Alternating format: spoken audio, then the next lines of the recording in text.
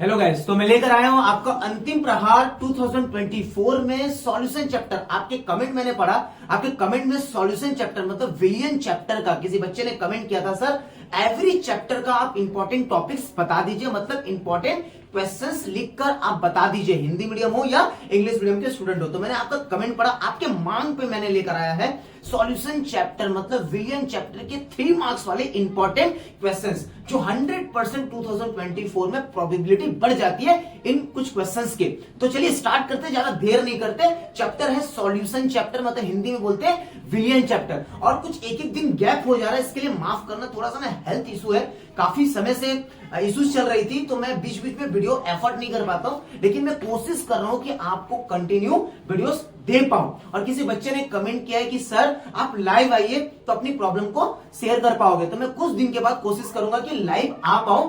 जरूर मिलते हैं लाइव क्लासेस में अपन। चलिए स्टार्ट करते हैं सॉल्यूशन चैप्टर मतलब विलियन चैप्टर के 3 मार्क्स वाले इंपॉर्टेंट क्वेश्चंस। देखिए सबसे पहला क्वेश्चन आपका देखते हो, what is molar freezing, what is molar freezing, what is molar freezing, ठीक है। व्हाट इज, अच्छा मैं कट भी जा रहा हूं तो माफ करना, कोई इशू नहीं है, आपको क्वेश्चन दिखनी चाहिए, उसके बाद मैं वापस आ जाऊंगा कैमरे में, ठीक है। चलिए, तो what is molar freezing point depression constant, derive the formula to establish relations between molar freezing point, depression constant and molar mass of solid. मतलब हिमांक अवनमन क्या है, इसका विलय के आणविक द्रव्यमान के साथ संबंध स्थापित कीजिए। सेकंड क्वेश्चन अपन देखते हैं, what is meant by positive and negative deviation. 2024 में ये क्वेश्चंस काफी लग रहे हैं, प्रोबेबिलिटीज की ज्यादा है कि ये आ सकता है। तो positive and negative deviations from Raoult's law and how is the sign of delta mix H related to positive and negative deviations from Raoult's law। मतलब राउल्ट का नियम से धनात्मक और ऋणात्मक विलयन का क्या अर्थ है, ठीक है। एवं डेल्टा मिक्स H चिन्ह किस प्रकार राउल्ट का नियम से धनात्मक एवं ऋणात्मक विलयन से संबंधित है। सेकंड क्वेश्चन हुए। थर्ड क्वेश्चन करते हैं, आप स्क्रीनशॉट कर लीजिएगा या तो आप कॉपी और पेन निकालकर लिख लीजिए, बहुत इंपॉर्टेंट क्वेश्चन है। पहले इसको करिए, देखिए आप मेरे साथ जुड़े रहिए, आप वीडियो को पूरा देखिए और ज्यादा से ज्यादा आप इस वीडियो को शेयर करिए, ओके। चलिए पहले इसको करिए, उसके बाद आप अपनी कोशिश कर सकते हो। तीसरा क्वेश्चन देखते हैं अपन, what is elevation in boiling point, why does boiling point of solution increases on adding non volatile solute, explain by the help of graph. क्वथनांक में उन्नयन क्या है, अवाष्पशील पदार्थ के मिलाने से विलयन का क्वथनांक क्यों बढ़ जाता है, ग्राफ की सहायता से समझाइए। नेक्स्ट क्वेश्चन देखते हैं अपन, what is mean by depression in freezing point. बहुत इंपॉर्टेंट क्वेश्चन है आपका freezing point. Explain by the help of graph, हिमांक में अवनमन से आप क्या समझते हैं, ग्राफ की सहायता से समझाइए। इंपॉर्टेंट क्वेश्चन है, देखिए। नेक्स्ट क्वेश्चन देखते हैं अपन, what is Raoult's law, give the mathematical expressions. Raoult का नियम क्या है, इसके तो मैं आंसर भी बता दिया हूं, सॉल्यूशन चैप्टर के कुछ आंसर्स भी मैंने आपको अपलोड कर दिया है, आप देख लीजिएगा। इसका गणितीय स्वरूप स्पष्ट कीजिए। नेक्स्ट क्वेश्चन देखते हैं अपन, what is osmosis water isotonic solution, what is osmosis water isotonic solutions, write the biological importance osmotic pressure. बहुत इंपॉर्टेंट क्वेश्चन है ये। परासरण क्रिया किसे कहते हैं, समपरासरी विलयन क्या होते हैं, ठीक है। परासरण दाब का जैविक महत्व लिखिए, ये आप देख सकते हो। नेक्स्ट 7 लास्ट क्वेश्चंस आप देख सकते हो, 3 मार्क्स का बता रहा हूं, इसके बाद में न्यूमेरिकल्स बताऊंगा, ठीक है। स्टेट हेनरीज लॉ, ये बहुत ज्यादा 2024 में ये 3 मार्क्स की क्वेश्चंस है सॉल्यूशन चैप्टर का, मैं बता रहा हूं, इसके बाद मैं न्यूमेरिकल्स बताऊंगा। State Henry's law and mention its two important applications. Henry का नियम लिखकर इसके 2 इंपॉर्टेंट्स को समझाइए। यहां पर मैं नहीं लिखा हूं, 2 महत्व को, अनुप्रयोग को, ऐसे लिख सकते हो, 2 है ना, 2 अनुप्रयोग को समझाइए, ठीक है। हिंदी में बता देता हूं, एक बार फिर से सुन लीजिए। State Henry's law and mention its two importance. दो इंपॉर्टेंस को आपको समझाना है, दो अनुप्रयोग को लिखकर समझाना है। हेनरी का नियम लिखकर इसके दो अनुप्रयोग को समझाना है। चलिए देखते हैं हम न्यूमेरिकल्स के कुछ ऐसे क्वेश्चंस जो इंपॉर्टेंट है उसको पहले करिएगा। अगर न्यूमेरिकल्स आया तो, अगर सॉल्यूशन चैप्टर विलियन चैप्टर के न्यूमेरिकल आया तो इनको क्वेश्चंस को करना जो मैं आपको दे रहा हूं। उसके बाद अपन बात करेंगे नेक्स्ट चैप्टर के। चलिए ठीक है, स्टार्ट करते हैं। सॉल्यूशन चैप्टर का ये न्यूमेरिकल देखते हैं। मैंने जैसे आपको बता दिया 3 मार्क्स का मैंने आपको इंपॉर्टेंट क्वेश्चंस बता दिया है। अब मैं जो स्टार्ट कर रहा हूं वो आपका है न्यूमेरिकल। न्यूमेरिकल्स इंपॉर्टेंट है। इसके अलावा अगर आपको कुछ पढ़ना है तो मैं लिख के बताऊंगा और क्या पढ़ सकते हो सॉल्यूशन चैप्टर से, मतलब विलियन चैप्टर से आप और क्या पढ़ सकते हो। देखो ये 100% है यार, पहले इसको तैयारी करो। जो मैं आपको बता रहा हूं ना, आप जुड़े रहो। अब ज्यादा से ज्यादा वीडियो को तो पहले शेयर करो, अपने दोस्तों तक शेयर करो। एक आध दिन थोड़ा लेट हो जाता है, माफ करिएगा, लेकिन मैं पूरा कोशिश कर रहा हूं कि सॉल्यूशन चैप्टर का जो भी बता रहा हूं वो 101% आपका 2024 में आ सकता है। तो देखते हैं इसमें क्या है न्यूमेरिकल। अगर न्यूमेरिकल आया तो क्या आएगा। Calculate the mass of urea, ये 100% इंपॉर्टेंट क्वेश्चन है। Required in making 2.5 kg of 0.25 molal gas aqueous solution. ये आपको मास ऑफ यूरिया, यूरिया का मास कैलकुलेट करना है। यूरिया का ये फॉर्मूला है, ठीक है, कि 0.25 मोलर 2.5 kg जलीय विलयन को बनाने के लिए आवश्यक यूरिया के द्रव्यमान की गणना कीजिए। ये इंपॉर्टेंट है 100%, इससे रिलेटेड ही आपको आएगा। नेक्स्ट आप देख सकते हो, calculate the mass percentage of benzene and carbon tetrachloride. ये जो मैं इंपॉर्टेंट क्वेश्चन दे रहा हूं ना न्यूमेरिकल्स में, इससे रिलेटेड मतलब ऐसी बेस पे आपको क्वेश्चन आएगा।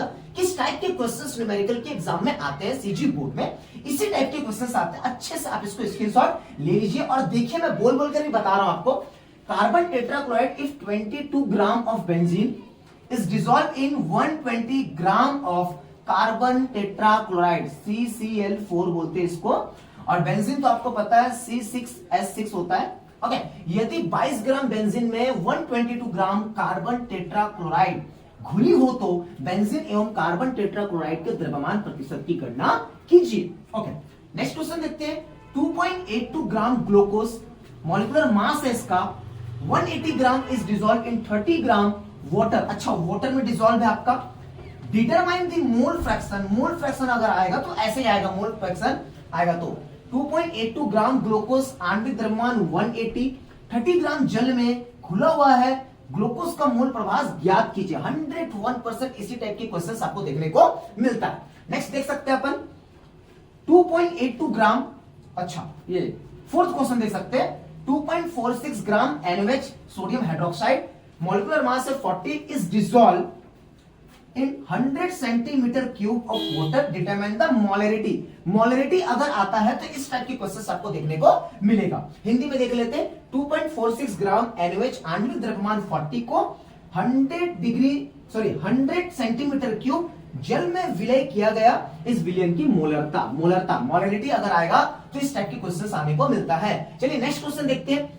2.82 gram glucose is dissolve in 30 gram water. अच्छा, डिटरमाइन द मोलरिटी, मोललता। देखिए, एक मोलरिटी का क्वेश्चंस मैंने आपको बताया, एक मोलरिटी की क्वेश्चंस मैंने बताया। पूरे टॉपिक्स के क्वेश्चंस कवर करने की मैं कोशिश कर रहा हूं जो 100% 2024 में आ सकता है। इसके अलावा अगर आपको कुछ करना है तो इसके बाद मैं आपको बताऊंगा आराम से। तो अब दी सॉल्यूशन देखिए, नेक्स्ट क्वेश्चन देखिए, ठीक है।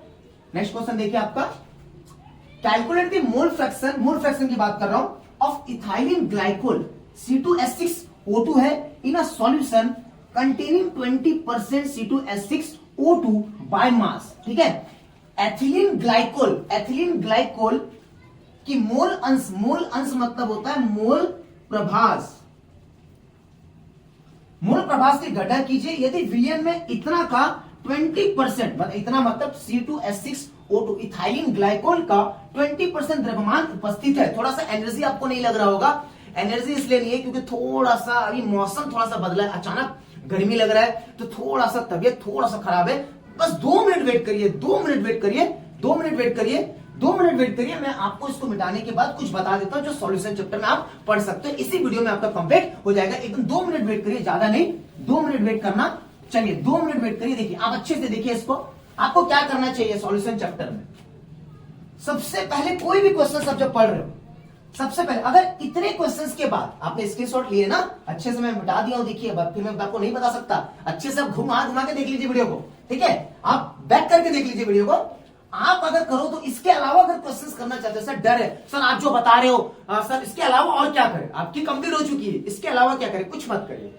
आप परीक्षा बोध पकड़ो या परीक्षा सार पकड़ो या आप कोई भी नौबत आदर्श पकड़ो या मॉडल प्रबोध का आप पेपर पकड़ो, कुछ भी आपके पास बुक्स अगर है उसमें आप कुछ मत करना।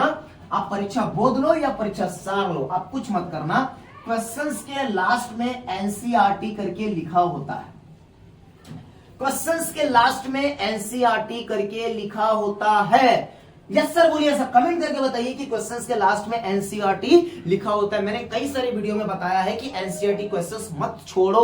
2024 में 101%, लास्ट ईयर का भी 2023 में जो क्वेश्चंस आया था, कई सारे बच्चे बोले कि सर टफ है, वो टफ नहीं था, वो टफ नहीं था, वो 2023 में जो क्वेश्चंस आया था वो था आपका एनसीईआरटी क्वेश्चंस। लेकिन बच्चों ने क्या बोला कि टफ है, टफ नहीं था। आप सबसे पहले अगर आपको कुछ कवर करना है, इसके अलावा पहले तो जो क्वेश्चंस दिया उसको कवर करिए।